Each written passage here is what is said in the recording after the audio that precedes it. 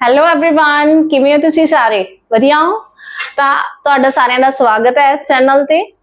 ਅੱਜ ਆਪਾਂ chemical bonding ਦਾ ਆਪਣਾ ਪਹਿਲਾ ਟੌਪਿਕ ਸ਼ੁਰੂ ਕਰਨ ਜਾ ਰਹੇ ਹਾਂ ਤਾਂ ਜਿਵੇਂ ਇਹਦਾ ਨਾਮ ਇੰਡੀਕੇਟ ਕਰ ਰਿਹਾ ਬੌਂਡਿੰਗ ਬਣਾਉਣ ਲਈ ਆਪਾਂ ਨੂੰ ਕਿਹਦੀ ਜ਼ਰੂਰਤ ਹੈਗੀ ਹੈ ਐਟਮਸ ਦੀ ਤਾਂ ਇੱਥੇ ਕੁਐਸਚਨ ਆਉਂਦਾ ਵੀ ਐਟਮਸ ਬੌਂਡ ਕਿਉਂ ਬਣਾ ਰਹੇ ਹੈ ਕੀ ਰੀਜ਼ਨ ਕੀ ਹੈਗਾ ਤਾਂ ਆਪਣਾ ਇਸ ਚੈਪਟਰ ਦਾ ਫਸਟ ਟੌਪਿਕ ਹੀ ਇਹ ਹੈਗਾ cause of the chemical bonding ਇਹਨੂੰ ਐਕਸਪਲੇਨ ਕਰਨ ਲਈ ਆਪਣੇ ਕੋਲੇ ਸਾਇੰਟਿਸਟ ਸੀਗੇ ਕੋਸਲ ਲੂਇਸ ਇਹ ਦੋ ਸਾਇੰਟਿਸਟ ਸੀਗੇ ਤਾਂ ਉਹਨਾਂ ਨੇ ਦੱਸਿਆ ਕਿ ਐਟਮਸ ਬੌਂਡ ਕਿਉਂ ਬਣਾ ਰਹੇ ਹੈਗੇ ਆ ਤਾਂ ਕਹਿੰਦੇ ਕਿ ਐਟਮਸ ਕਿਉਂ ਬੌਂਡ ਬਣਾਉਂਦੇ ਆ ਟੂ ਕੰਪਲੀਟ देयर ਆਕਟੇਟ ਦਾ ਮੀਨ ਕੀ ਹੈਗਾ ਉਹਨੇ ਕਿ ਆਪਦੇ ਬਾਹਰਲੇ ਸ਼ੈਲ ਦੇ ਵਿੱਚ ਵੈਲੈਂਸ ਸ਼ੈਲ ਦੇ ਵਿੱਚ ਕਿੰਨੇ ਇਲੈਕਟ੍ਰੋਨ ਕੰਪਲੀਟ ਕਰਨੇ ਹੈ 8 इलेक्ट्रॉन और we can say to acquire the उन्हें की लेनी है to acquire noble gas configuration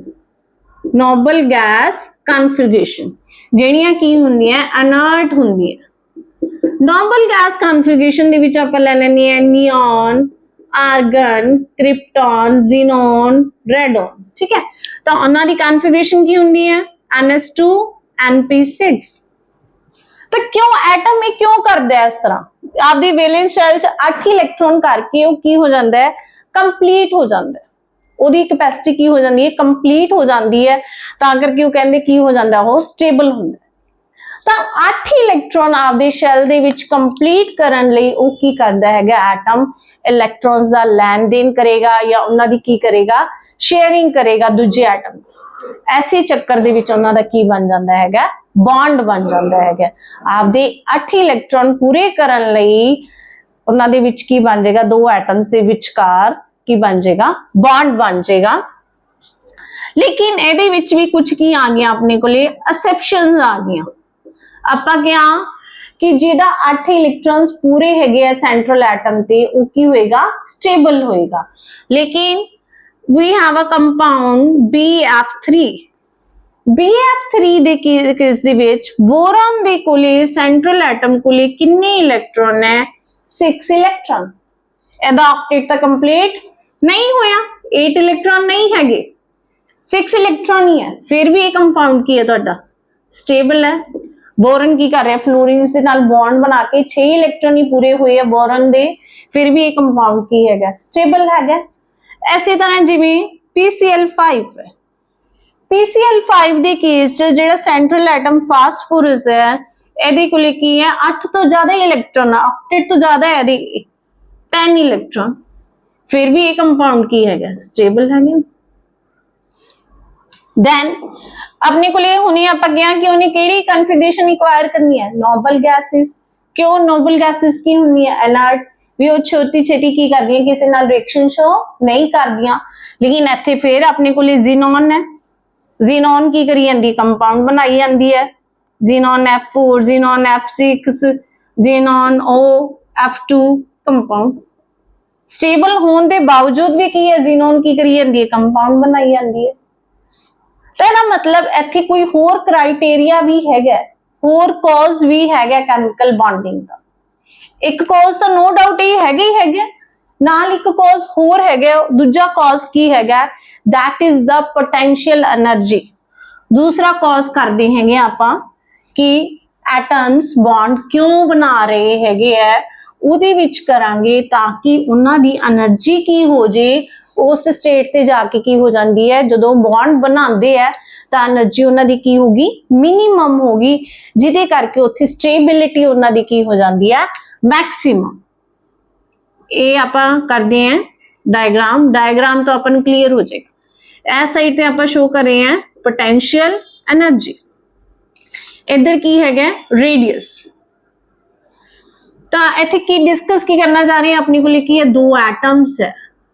suppose we have two atoms one is the atom A another is the atom B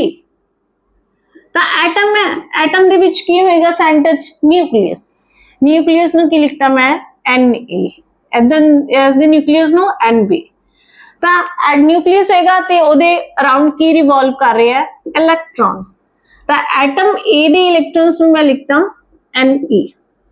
atom B ਦੇ ਇਲੈਕਟ੍ਰॉन्स ਨੂੰ ਮੈਂ ਕਿਹਦੇ ਨਾਲ ਡਿਨੋਟ ਕਰਤਾ, एटम A ਦੇ ਇਲੈਕਟ੍ਰॉन्स ਨੂੰ N, electron of atom A, electron of atom B।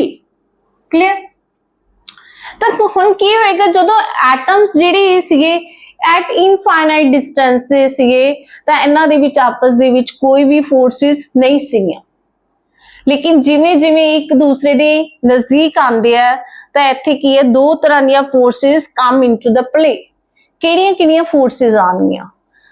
एक nucleus of atom A, nucleus of atom B आपस दे विच की करनगे, एक दूजे नू रिपेल करनगे, क्योंकि इत्थे पॉजिटिव चार्ज, इत्थे की होएगा पॉजिटिव चार्ज, तो किहड़ी फोर्सेस आ गया, रिपल्शन। उसी तरह electron of atom A, electron of atom B, दोनों दे की चार्ज है, नेगेटिव नेगेटिव, इत्थे भी किहड़ियां फोर्सेस आ जाणगियां, रिपल्शन फोर्सेस। लेकिन एक होर किहड़ी तरह दी फोर्सेस आणगियां, अट्रैक्शन फोर्स। वो की होएगा, electron of atom A will attract by the nucleus of atom B. एदा जिहड़ा इलेक्ट्रॉन है कौन अट्रैक्ट करेगा, न्यूक्लियस करेगा। ते एदा जिहड़ा इलेक्ट्रॉन एटम बी दा इलेक्ट्रॉन है वो कौन अट्रैक्ट करेगा, न्यूक्लियस ऑफ एटम ए। आपां इहनूं लिख लैंदे हां, न्यूक्लियस ऑफ एटम ए ते इलेक्ट्रॉन ऑफ एटम बी, इत्थे किहड़ियां फोर्सेस होणगियां, attractive forces. Nucleus of atom B वो किहनूं करेगा, इलेक्ट्रॉन ऑफ एटम ए, ते इत्थे की होणगियां तुहाडियां अट्रैक्टिव फोर्सेस। ठीक है, तो पता लग गया जिवें एटम एक दूसरे के कोले आ रहे हैं, approach each other, then the attractive forces and repulsive forces come into the play. तो उदों की हुंदा है इस पॉइंट ते, तो पहला की सी अपनी सिस्टम दी एनर्जी इन्हां दी दूर सी एंड इनफाइनाइट डिस्टेंस, तो उन्हां दी एनर्जी जीरो सी। जिवें जिवें एक दूजे दे नजदीक आ गए तो उत्थे किहदा मैग्नीट्यूड ज्यादा हुंदा है, attractive forces is greater than the repulsion forces. लेकिन हुण इत्थे देखो अट्रैक्टिव फोर्सेस ज्यादा है तो पोटेंशियल एनर्जी की हो रही है, अपनी घट रही है। पोटेंशियल एनर्जी घट जाएगी तो उन्हां दे विच स्टेबिलिटी की हो जाएगी, वध जाएगी। तो इस पॉइंट ते अपनी पोटेंशियल एनर्जी की होगी, मिनिमम। स्टेबिलिटी की होगी फिर मैक्सिमम। जे स्टेबिलिटी मैक्सिमम होगी तो इस पॉइंट ते दोनों एटम्स दे विचकार की बन जाएगा, बॉन्ड बन जाएगा। तो उन्होंने आपां की कहांगे, देखो इस डिस्टेंस ते दोनों दे विचकार की बन गया, बॉन्ड बन गया। This internuclear distance is called the bond length, जिथे अपनी पोटेंशियल एनर्जी की हैगी है, मिनिमम हैगी। लेकिन अगर आप इस तो अगे जावांगे तो पोटेंशियल एनर्जी देखो वध रही है, पोटेंशियल एनर्जी की होगी, वध गई, तो वो कंपाउंड की अपना स्टेबल नहीं रहेगा। पोटेंशियल एनर्जी वध गई और आप कह सकते हैं क्यों वधी है, क्योंकि इत्थे किहड़ियां फोर्सेस वध गईयां, repulsion forces is greater than the attractive forces. तो इत्थे जिहड़ा अपना पोटेंशियल एनर्जी है, जिथे बॉन्ड बने है उहदे कोरस्पोंडिंग जिन्नी लेंथ है, ये वाली लेंथ है,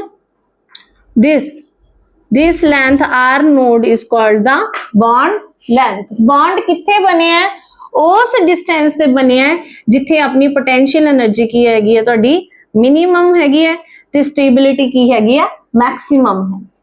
तो इत्थों ये पता लगता है कि एटम्स की करते, दो एटम्स या उस तो बाद क्यों कंबाइन करते हैं, ताकि उन्होंने एनर्जी की हो जाए मिनिमम एंड स्टेबिलिटी की हो जाए मैक्सिमम। ये दो रीजन सीगे कि एटम्स कंबाइन करके बॉन्डिंग क्यों बनाते हैं।